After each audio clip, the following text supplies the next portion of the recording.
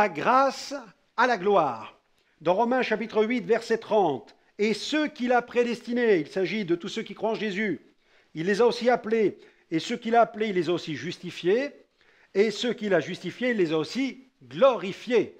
Alléluia. L'accès à la grâce est déjà en lui-même un accès à la gloire.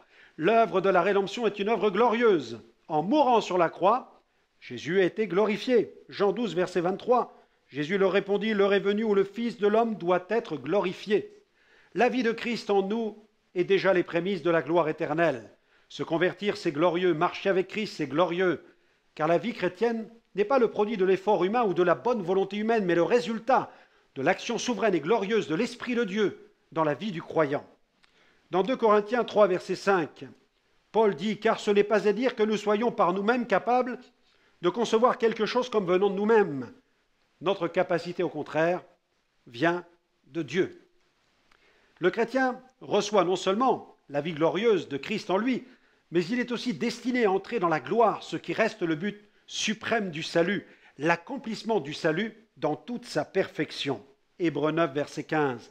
Et c'est pour cela que Jésus est le médiateur d'une nouvelle alliance, afin que, la mort étant intervenue pour le rachat des transgressions commises sous la première alliance, ceux qui ont été appelés, c'est-à-dire nous, reçoivent l'héritage éternel qui leur a été promis.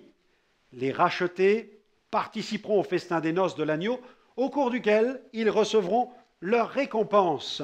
Apocalypse 19, verset 9, et l'ange me dit, écris, heureux ceux qui sont appelés au festin des noces de l'agneau, et il me dit, ces paroles sont les véritables paroles de Dieu. Je vous laisse cette prière pour aujourd'hui. Seigneur, tu es venu me chercher dans ma détresse, et tu m'as promis de passer l'éternité à tes côtés. Sois béni pour cette merveilleuse promesse.